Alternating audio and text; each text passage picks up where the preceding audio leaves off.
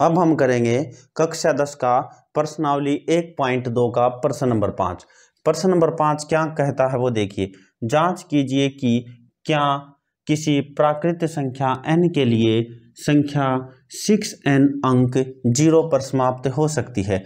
ये क्या कह रहा है वो देखिए। वो ये कह रहा है कि क्या जो 6n है, क्या ये संख्या कभी भी 0 पर समाप्त हो सकती है। तो सबसे पहले इसके फैक्टर कीजिए। यहाँ पर 6 है, यहाँ पर कितने पर जाएगा 2 पर, 2 तिया 6 3, और यहाँ पर कितना आ गया 1।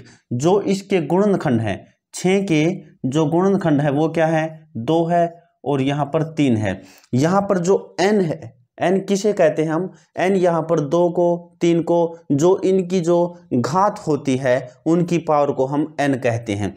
यहाँ पर देखिए, यहाँ पर 2 और 3 को गुणा करने पर कहीं पर भी 0 नहीं आएगा, लेकिन प्रश्न कह रहा है कि 6n अंक 0 पर समाप्त हो सकती है, ये हमें बताना है। तो हम यहाँ पर देखें कि ऐसा कोई भी नंबर नहीं है जहां पर ये संख्या 0 पर समाप्त हो सकती हो।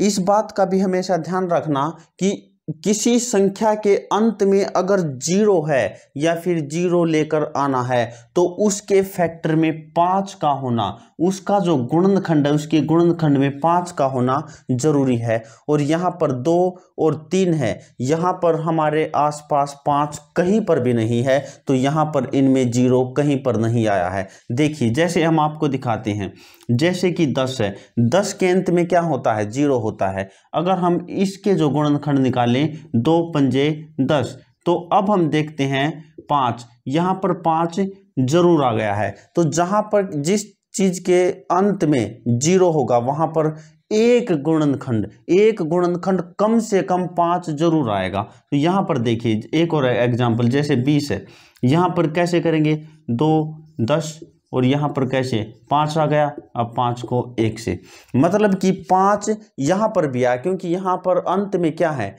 0 है, और जिसके अंत में 0 होगा तो समझ लेना 5 एक गुणनखंड 5 उसका अवश्य होगा। यहाँ पर भी 5, यहाँ पर भी 5 है, और 6 के गुणनखंडों के अंदर 5 कहीं पर भी नहीं आता है। इसलिए हम ये कहेंगे कि 6n जो 6n है वो कभी भी 0 नहीं हो सकता, उसका अंतिम अंक कभी भी 0 नहीं हो सकता है। तो इसलिए हम यहाँ पर लिख सकते हैं कि 6n जो संख्या है 6n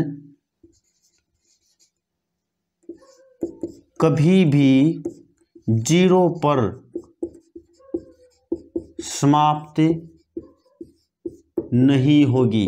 ठीक है, कभी भी 0 पर समाप्त नहीं होगी। क्यों नहीं होगी भाई, ये बताइए क्यों नहीं होगी। सबसे पहले क्योंकि इसके गुणनखंड में कहीं पर भी 5 नहीं है, क्योंकि इसके गुणनखंड में कहीं भी